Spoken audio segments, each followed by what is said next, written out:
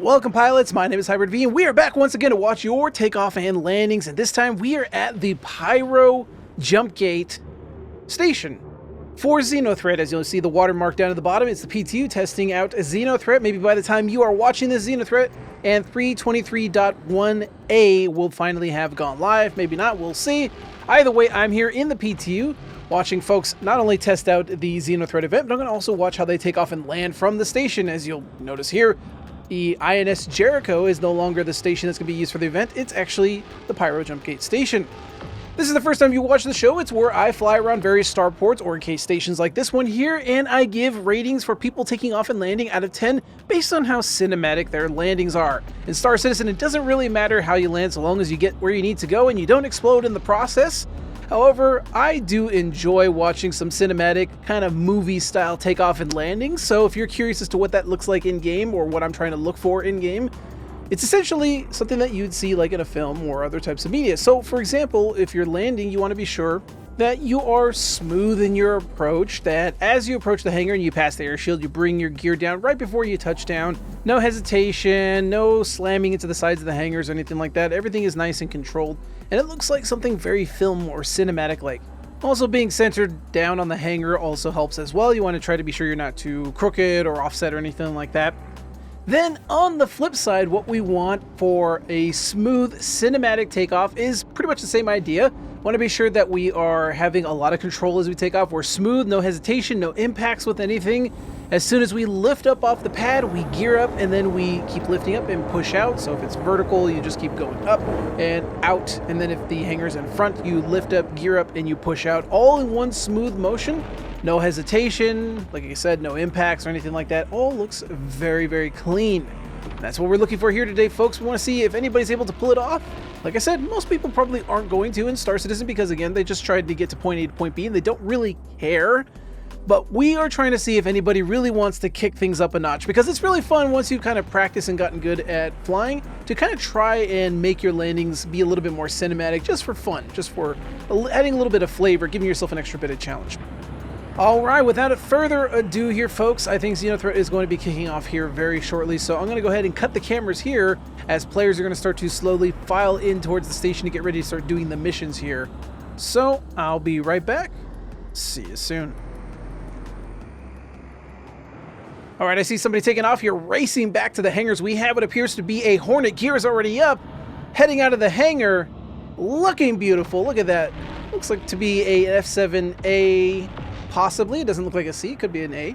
Kind of hard to see from that. But not only is this just any other person, folks, this is a CIG, Sunshine CIG, one of the QA members of CIG, working on helping to fix and improve and triage issues with Xenothreat. Wonderful 10 out of 10 takeoff there from Sunshine. Always great to see QA working on the PTU to ensure they test issues with Xenothreat and whatnot. All right, let's go ahead and move on. What have we got here? We have a Corsair taking off from the hangar here. Can I see the VTOL usage? VTOL not active here. Gear is up. It is up. That's good to see. I'd like to see VTOL, but of course they had already cleared the hangars and we're in 0G, so I can be a little bit more lenient about the VTOL usage. Remember, folks, we want it to look plausible and cinematic, and away they go into quantum. So if you're lifting up for the hangar, you want to make sure that you're utilizing VTOL just because it looks cool. And it also is functional, does give you a lot of better lift, and sometimes it can also give you better descent profile, just depending on how the VTOL engine is actually designed. And it just looks cool, and then as you push out when those engines rotate, just extra cool little bits of animation. It just looks awesome. Overall, a solid takeoff. I would like to see the wings unfurl as well as using the VTOL, so I'll give them a solid 8 out of 10. I think that was pretty good. Everything I'm looking for there. So yeah, I definitely would like to see some of those things ironed out a little bit. So let's go ahead and move on. All right, we have a Hornet coming in for landing, and never mind, it just disappeared from existence. Ignore me, folks. I'm just seeing things here, apparently. There it is. Okay. We are dealing with a laggy Hornet coming in for landing. Of course, this could just be the PTU itself, folks. The PTU obviously is going to have a lot of bugs. That is why there is a watermark at the very bottom of the screen, because it is not representative of what happens in live, although I'm sure many of you can attest that live can be decently buggy as well.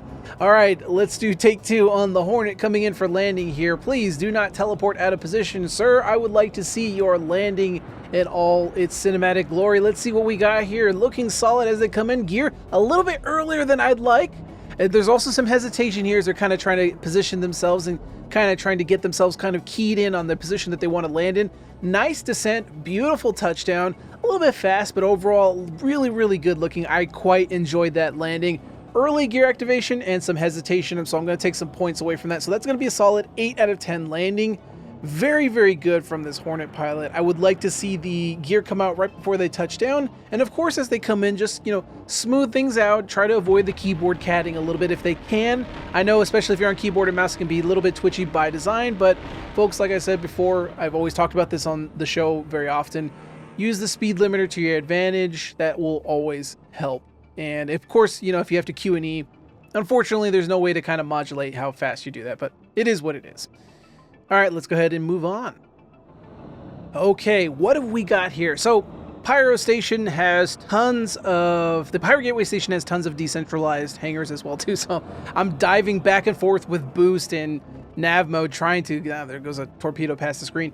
I'm diving back and forth between the different hangars because of how decentralized they are. And I just barely got to this one, and luckily it's a Spirit taking off here. Gear is still down, no VTOL being used. You can also hear the torpedoes as well, as you saw that torpedo flying across the screen earlier. The station just goes berserk here for some reason. I guess when there's PvP or there's hostile AI, the station just goes absolutely berserk and just starts launching torpedoes everywhere infinitely forever. Really annoying. It also clutters up the radar. Really annoying. Hope CIG's addressing that. This is why it's in the PTU, of course. Although this is a bug that also affects other places like Seraphim Station as well, too, that does it. All right, finally, the Spirit is leaving the hangar. Gear is still down. You can see their cargo bay is also open as well, so no VTOL usage. Gear is still down even as they exit the hangar. Should we take points away for the cargo as well, too? Folks, don't get into the habit of leaving your cargo bay open as you get into your ship to take off. I see so many pilots do that. It is an invitation for somebody to come in when you're not paying attention and potentially take you out and steal your ship from you. All right, it's a really bad habit to have. I don't recommend you go into your ship leaving things open for other people to potentially come in and exploit. It's a bad habit. Don't do it. Speaking of the torpedoes I saw earlier, one thing I really want to show you that's really cool. As I get a little bit closer here, that Spirit, we had a bad gear activation, just a delayed gear activation, no VTOL usage. A lot of hesitation as they held up into the air like that, and then I don't think I'll take points away from the cargo bay. Folks, let me know in the comments if you think I should be taking points away for the cargo bay too as well. It doesn't look very cinematic, right? It's like leaving your trunk open as you're taking off or leaving your parking spot, right? So that's going to be about a 6. Now, like I mentioned, folks, I'm going to be judging a lot harsher because of master modes. It's a lot easier to be doing takeoff and landings now. So I'm judging harsher than I did in the previous flight model. So as you can see here, these are the large, I believe they're not size 10s. I think they're size 7 cannons. I don't remember exactly. I think they're supposed to technically be size 7 cannons. And then of course they fire what I believe to be size 5 torpedoes. I do know they're torpedoes just based on the sound. I don't know exact size of them. As you can see, this thing just goes absolutely bananas at nothing. There's nothing over there. It just does this all day since I've been here. It's just been doing this. Like I said, it's a thing on live too at Seraphim Station. Every so often it does that as well. I don't know why. It just does. But I digress, folks. Let's go ahead and cut the cameras here and let's find our next customer. All right, racing to this hangar here. Can I get to them before they take off? Not quite, but is the gear up? The gear is up. I don't see the clamshells on the bottom sticking out. That does tell me that this Redeemer had a very, very nice takeoff. Not a quite full takeoff sequence I saw there. I can't give a full rating, although I can give them benefit of the doubt. It does seem like they had their gear up before they lift the air shield. There's no VTOL on the Redeemer, so no need to worry about that. So that would be a kind of like a 10 out of 10 takeoff there as well. However, I didn't see the full sequence, so I won't give them full credit for it, although it did look good for what I saw there. What is this over here? Navi, lead me to the promised land. You see this bright light in front of us, so some ship is coming in to land or take off potential. Let's take a look. Let's go ahead and move in. Looking like a ferry with that light off in the distance, or a firefly maybe.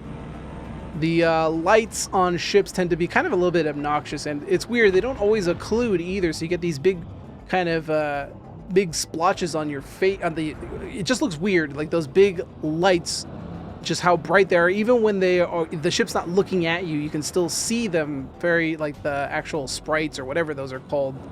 And they're very bright, and there's not really very good occlusion. Also, this is a Spirit. Oh, good.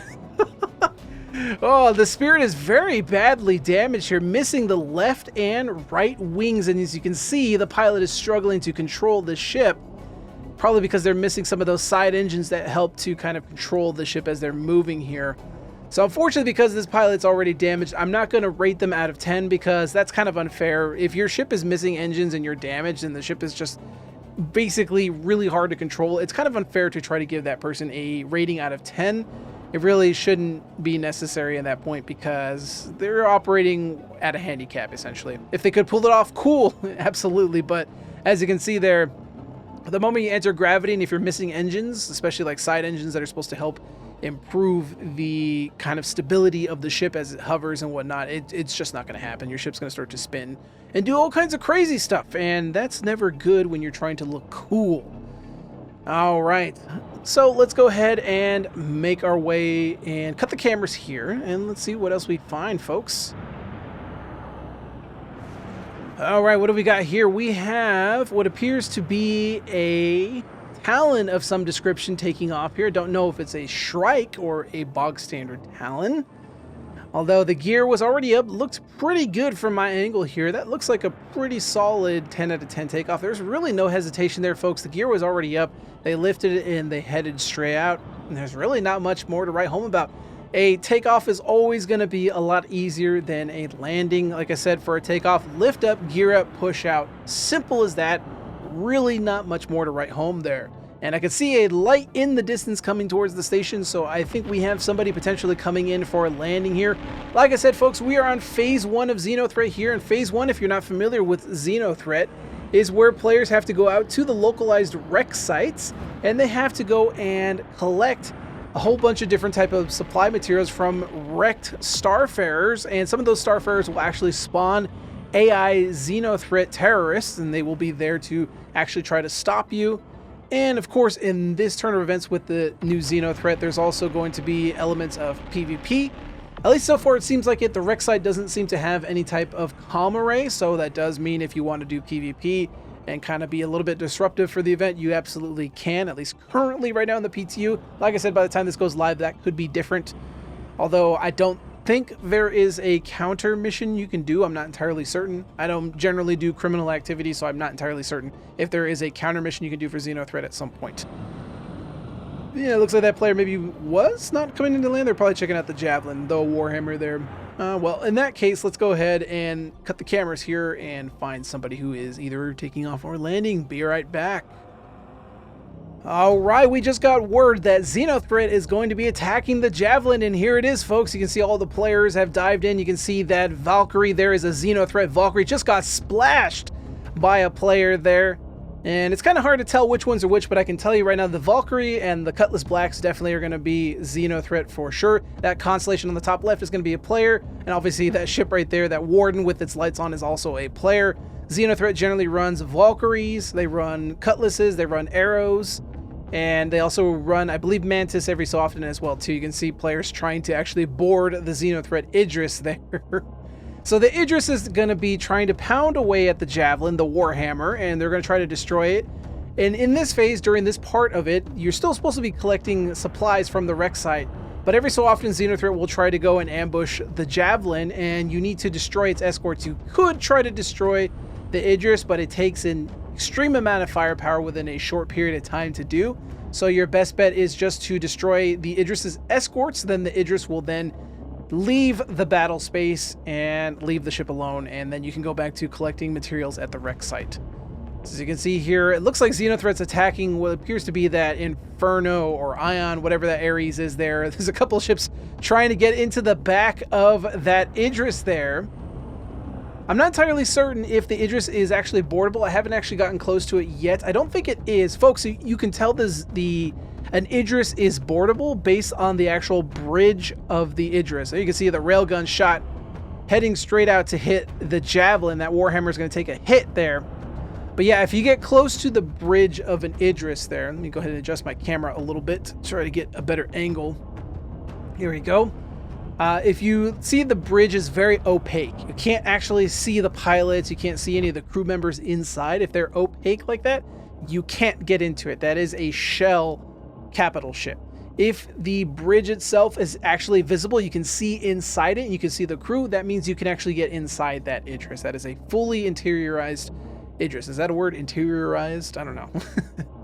So let's see how they do here. Looking like the escorts are being cleaned up here. I don't see a whole lot. I see like probably what looks to be a light fighter attacking a player. There's Splash 1 Xenothreat, and you can see the Idris firing its railgun at the Warhammer, trying desperately to destroy it. Not much effort being there. You can see that Xenothreat on the bottom right getting just absolutely peppered, and down they go. And I don't know how many more Xenothreat are available on the battlefield here. Like I said, once the Xenothreat escort is done, the Idris will leave the fight at that point. They will quantum away. I think I see a Valkyrie up there. If that is the case, that means that it still has an escort. Another railgun out from Xenothreat here. I don't know the status of Warhammer yet. I haven't checked on it. Usually it can withstand quite a bit of punishment. And you can't, Xenothreat doesn't actually ever destroy Warhammer. Instead, what happens is Warhammer just withdraws, and then that's the end of the mission contract, and that's pretty much it until it restarts again. So you want to be sure that you actually complete this part, you actually stop Xenothreat before they do too much damage to Warhammer. And you see the battle is still raging here. It just got more splashes left and right, and it looks like, I think the escort has finally been dealt with. Yep, there they go. I think that was a Mantis that just got splashed in the background there. So it looks like, yep, there they go. And the Xenothreat Idris has bugged out, does not want any more of that smoke, and is going to be leaving there. A little bit kind of anticlimactic. I do hope that CIG is going to improve on that later down the line, especially because we're going to be getting new quantum systems in the future, like Q boosting and whatnot, and those are going to have all brand new types of effects with it. And I really would like to see AI really make an attempt to like quantum out. You can watch like the cool warping effects as a ship quantums out to leave the battle space like that. Just, you know, added stuff like that. I'm sure it's stuff that they're looking into and working on. It's just currently right now within the game, it just looks a little goofy as things just kind of disappear instantly. Anyway, that's enough of that. Let's go ahead and cut the cameras here, and let's see if actually people are landing or taking off now. One of the more irritating things about this station right now, currently, you can see like the station is also firing at this player. One of the more irritating things about this station is you can't actually repair or rearm here right now. The issue is the station just doesn't want to do it. Hopefully CIG will have that fixed by the time this goes live. Pyro Station has for the longest time, even before Xenothreat, has always had the issue of this station just not allowing players to repair, refuel, or rearm. And you also see that players getting attacked there, or at least their ship is getting attacked there. That's common if you're going to be using a missile type ship, like for example that Firebird there. Folks, always remember, if you're in missile operator mode, if you lock onto another player, even if they're friendly and not hostile, you can potentially make yourself hostile, especially for this event. Locking onto a player is going to be considered a hostile action, and this station will fire you. You won't get a crime stat, but the station will try to take you out. And other players may also get the wrong impression and also try to take you out. So be very careful if you're in missile operator mode. I would recommend you turn off missile operator mode before you target another player, especially if you're not intending to be hostile to them, because you will show red to them. Just a little PSA. Want to make sure that that's reached out for everybody there. All right, let's go ahead and move on. Okay, we have what appears to be a cargo ship, a Hercules, coming in. Now, I'm hoping this Hercules is coming in to actually turn in some of the quest items that are needed, some of like the Diluther mix or whatever that's required to get the Warhammer back up and running to take the fight to Xenothreat. And it looks like they are, because they are at the security post down here. So let's see how they do on their landing. Now we're going to be a little bit more generous about landing here, because even though these landing pads here on the exterior do have gravity on them, I'm going to exclude VTOL as being a necessity because we're all in 0G, and even though the pads have gravity, there's really no need for using VTOL, even though you could throw it on there. So I'd say I'd give you bonus points if you did, but I'm not going to take points away if you didn't. So let's see how this Hercules does here on a descent profile, keeping things horizontal as they come in. I like to see that. This pilot definitely has flown their Herc quite a few times here.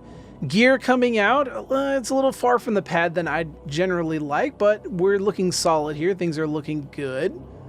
And let's see, are they going to touch down here anytime soon? There we go. Ooh, a little bit too far in the back, so they almost nosed off a little bit too much there, but it looked good. I did actually like the way that gear was deployed. The reason why is because they came in at an angle where they had their nose up, and then they geared down, and then they touched down. Now, normally that's pretty dangerous for a Hercules because, like I said, it will nose forward, and all kinds of bad stuff happens when it noses forward. Sometimes even it just won't sit properly, and it just looks goofy. But overall, I think they did a really, really good job here. Probably a little bit earlier on the gear than I would like, but you know what? I'll be kind of generous with this. I think this is a pretty good 10. Folks, let me know in the comments. Do you think that should be a 10, or do you think it's more like a 9 or an 8? Let me know. Again, they're not using VTOL, but it's 0G, so I'm willing to let it slide here just because it seems plausible that you probably wouldn't need it in a 0G environment, even though those pads do have gravity. So let me know what you think in the comments if you think that Hercules deserves the 10, or you think it should deserve a lot less. Let me know. All right, let's go ahead and move on. And what do we got? A mail slot takeoff from this Ares. Trying to get here just in time, and I was hoping to see the entire sequence, and what I instead got was a mail slot takeoff from an Ares. It's something you don't see very often. Mail slot, folks, is when you just decide to take off before the hangar's fully open. Now, that's definitely a bold move because you can definitely have some desync with the hangars, and it can cause your ship to explode, but if you're feeling confident, if you're feeling lucky, you can definitely pull it off there. I did see the gear was up as they did that takeoff, so, I mean, that's going to be a 9 out of 10, and the only reason is because they had hesitation, because as they got out of the hangar, they had to put in the coordinates to the wreck site. What have we got here? We have, if I can slow myself down here, thank you. Can I get in a little bit closer? We have an Avenger series taking off here. Aegis Avenger. Is that a Titan? Could be a Stalker, anything. Moving slowly out of the hangar with their gear down. Just being a little bit cautious as they leave the hangar there. You can see their canopy also just closed, so they did the open and close toggle. They had a custom keybind for that, but they still have their gear down as they're trying to kind of make their way out. It's always funny seeing an Avenger series. It always makes you think that it's like a new player flying it, because the Avenger is like kind of a starter ship. It's a little bit on the kind of like more powerful starter ship. Still one of my favorite starter ships, of course.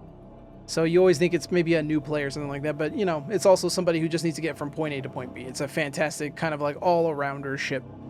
But yeah, so we had very much a lot of hesitation, kind of slow getting out of the hangar. Gear was down the entire time as well. Even as they went into quantum, their gear was down.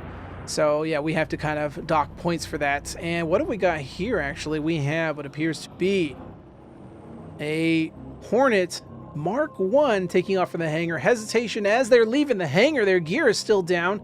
Come on, pull that gear up. Let's see you get into action. Pull the gear up. Extend those wings. Come on. I know, again, folks, it doesn't really matter. And they're going to be putting in their star map information. Again, it doesn't matter. But like I said, we are rating folks based on how cinematic their takeoff or landing is, not how practical or how technical they can do things, even though in some respects, cinematic takeoff or landings can be technical in their own right. But yeah, so we're rating on how technical, or God, now I'm confusing myself. We're rating based on how cinematic folks are. For the Titan, because we had a lot of hesitation, we had gear down the entire time, and I mean, they at least vacated the area relatively quickly. It still wasn't all there, so I'm going to give them a 7 out of 10. And for this Hornet, we have a lot of hesitation as well. Gear's still down, and they're holding in front of the hangar here because, of course, they're probably trying to input their information into the star map. Folks, if you want to be a little bit more cinematic, take off, gear up, push out, get some distance away from the hangar, then put your information into the star map, right? So that's also going to be a 7 from that Hornet as well. Super Hornet, to be more specific. All right, let's go ahead and cut the cameras here, and let's see what we get next. All right, we got another takeoff here. Let's see what we got. Can I see? Oh, that looks to be, is that a Scorpius? I think that's a Scorpius. Come on, open up. It is indeed a Scorpius. I was correct. Let's see what we got. Gear is down as they leave the air shield. Oh no, let's see. Gear is now finally up. You can see they extend those S-foils into attack position. And it is a standard Scorpius, not an Antares. Scorpius, unfortunately, is a little bit bugged currently right now in terms of its gunner seat. Its gunner turret can't actually rotate at all. It can only look forward. It can use its gimbals when in that seat, but it's not ideal. You still can't look all around. So hopefully COG is working to address that. Last I checked in the PTU, it's still an issue. So I'm hoping by the time this video goes live or this patch goes live, that has been addressed. We'll see. Anyway, so late gear activation, there was really all that we saw. Everything else looked phenomenal. I quite enjoyed that takeoff. So that's probably going to be a solid 9 out of 10 right there. Everything was good. We just had that one element missing that I would really like them to address. All right, let's go ahead and move on. Now, what is going on over here? There's tons of ships flying over to the security dock, but they're not actually offloading anything. They appear to be harassing Warhammer here. You can see this whole sea is really interested in booping the Warhammer with its nose, and other ships here. I think what they're probably trying to do, maybe they're trying to see if they can steal the Javelin. Yeah, I don't know. For whatever reason, this pilot here is very interested in booping the Warhammer with their whole sea. Very weird. Again, see, you can see the bridge right next to the whole sea. You see the bridge on the Warhammer here. You can see how opaque it is. It looks like it has like basically really dark tinted windows. That's how you know this ship is just a shell. It is not a ship with an interior. Now it does have actual seats inside of it because it still needs to function like a ship. So there's an actual pilot seat. Please do not back up into me, whole seat. Thank you. There is actual functional seats in there, and that's how people end up stealing it. They try to find ways to work themselves into the shell, and they try to maybe kill the pilot if they can, and then steal the ship. But anyway, let's go ahead and move on. All right, we have a Corsair coming in for landing here. Let's see what they're up to. And I think this one is going for the exterior pads here, although they're going to have a rude surprise when they realize they cannot repair or rearm. Like I said, folks, by the time this patch goes live, that could be completely addressed. I record this through the week, so there's a lot of patches that go through in testing, and of course over the weekend. I don't know if this patch is going to go live ahead of time. By the time this video goes live, I don't know. Either way, it could be addressed, or the issue could still be there. Don't know. It's PTU. It's all up in the air. So let's see. No VTOL usage there. Good gear usage, though. I do like that. We are not going to rate too much on the VTOL, though, because we talked about it earlier. These are 0G pads. I would like to see it, though, and give some bonus cookies for that, but it's not there. So I'm not going to take away points, but hey, if you were going to use it, I would give you bonus cookies for that. So this spy is going to find out quickly that they can't actually repair or rearm, and they're going to try to recenter the Sims. Nope, that's not going to help. It's still not going to work. Trust me, I've done this many times. This is the reason why you're going to see a lot of abandoned ships here, is because people cannot repair or rearm the ships, and they have issues with that.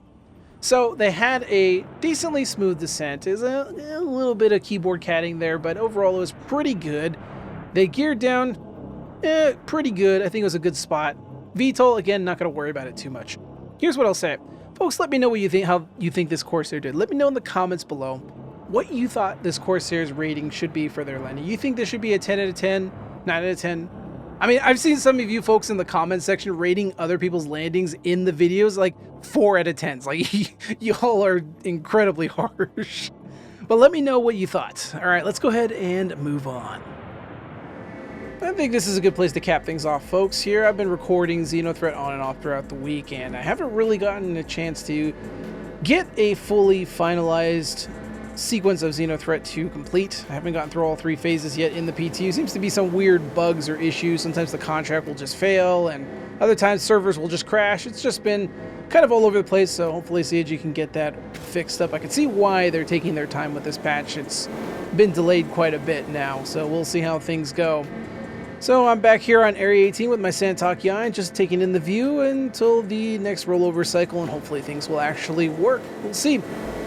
But folks, if you did indeed enjoy this video, please leave a like as it really does help out the channel. And of course, if you want to watch more videos like this and much more down the line, be sure to subscribe as well. And of course, if you want to go a little bit above and beyond and support the show and the work that I do here, consider becoming a channel member like these fine folks right here. But until next time, fly safe, because you never know who might be watching. And I'll see you all in the blast.